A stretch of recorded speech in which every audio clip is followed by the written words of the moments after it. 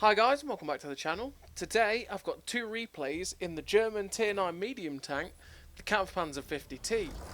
Now this was a tank that you could get during one of the seasons, I think it was Valor, the Valor season, on one of those season passes.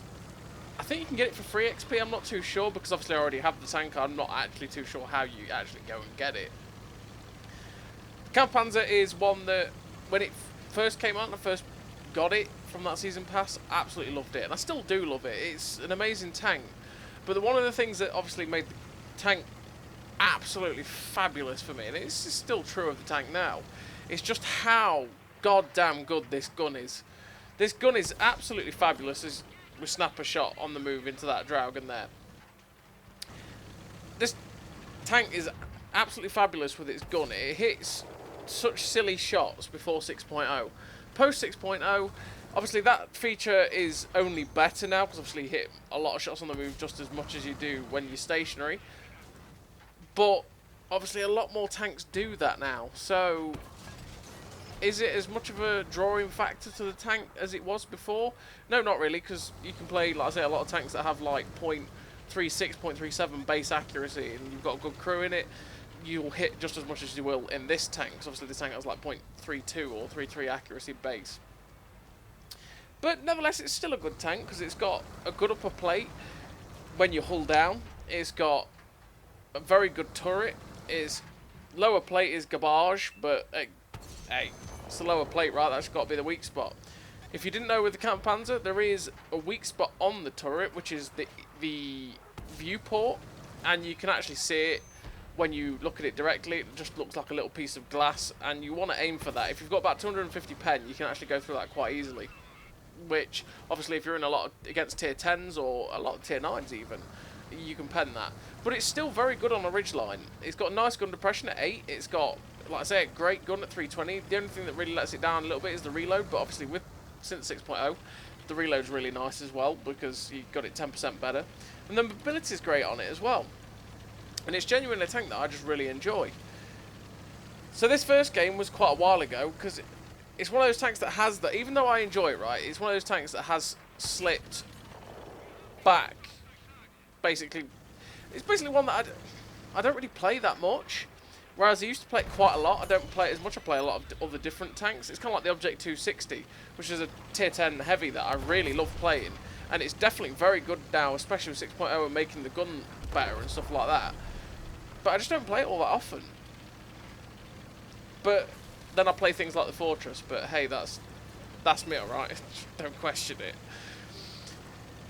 So yeah, this game was quite a while ago. Like I say, because I don't play it all that often. And we're on Kaunas. And I actually think this was not long after 6.0 and they'd fixed the vision bug.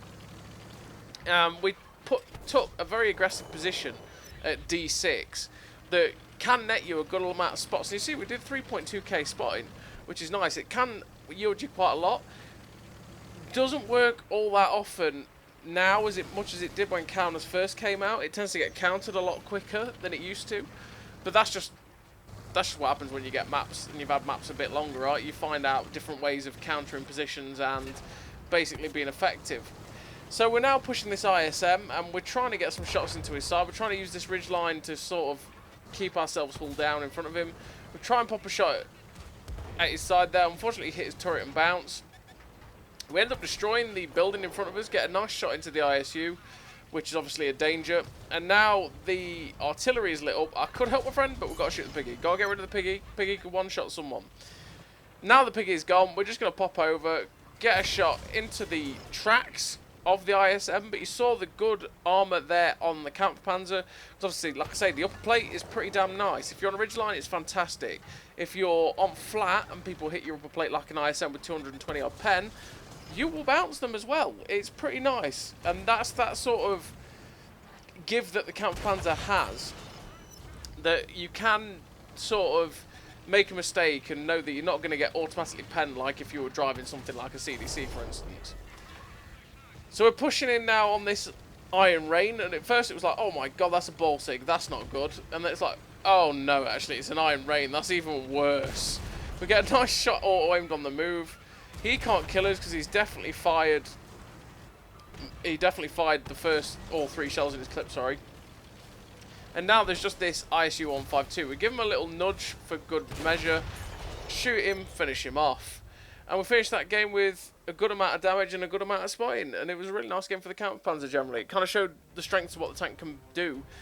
Epic victory, top of the leaderboard.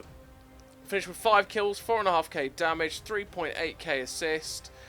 Pascucci's medal, which is exactly one for killing the artillery. Sniper, high caliber. Pascucci's second best medal behind the Dimitrius.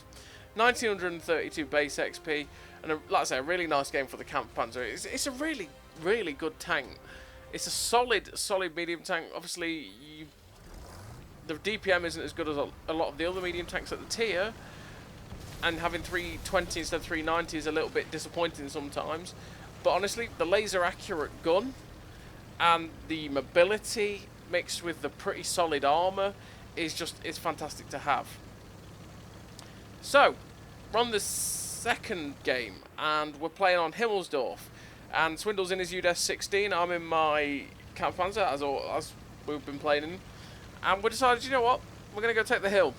Because the KampfPanzer, same as the UDES-16, can get to the top of the hill quite quickly, which is nice. And we've also got the turret armor, the gun depression, to use on this hill quite effectively.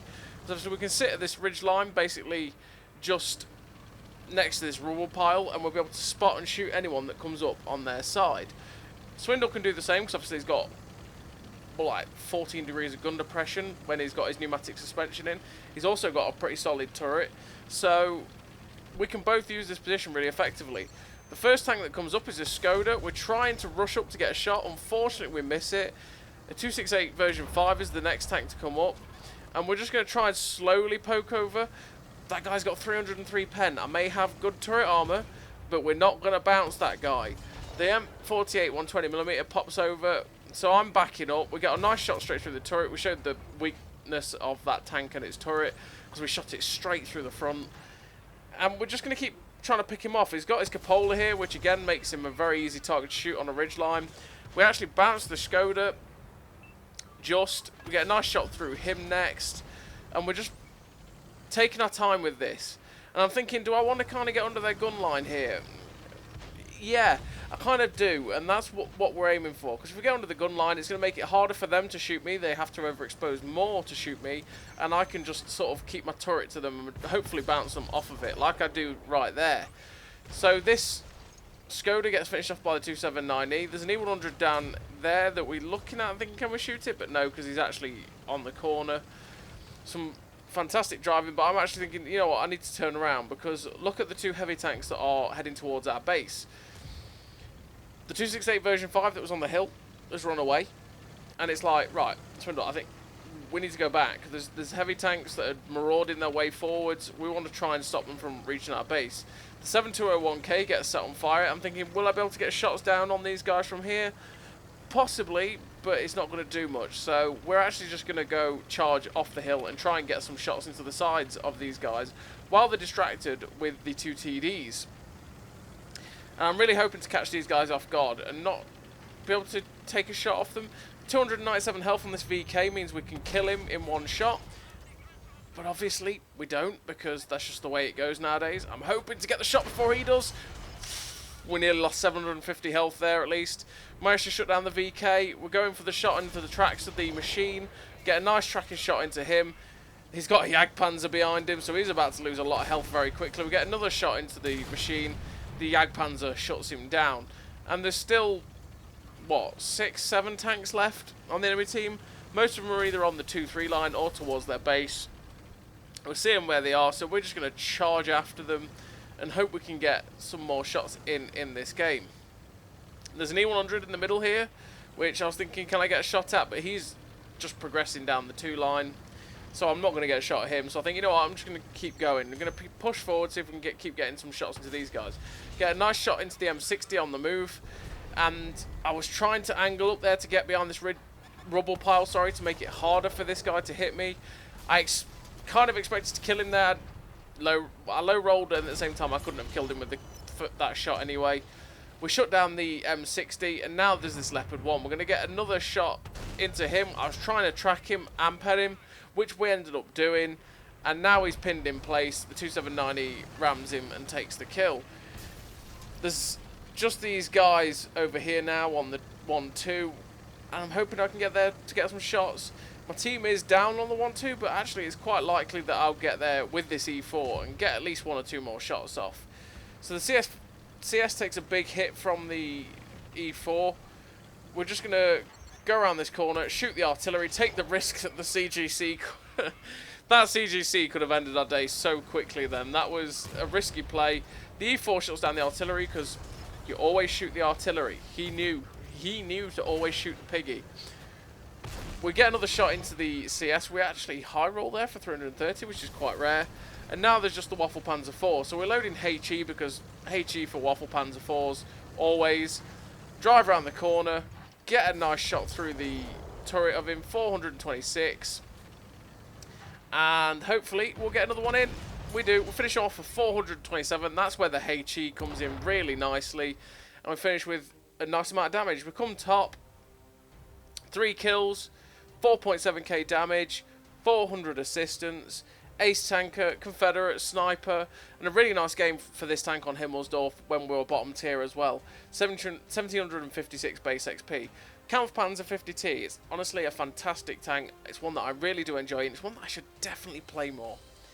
So as always, everybody, thank you very much for watching, and I'll see you next time.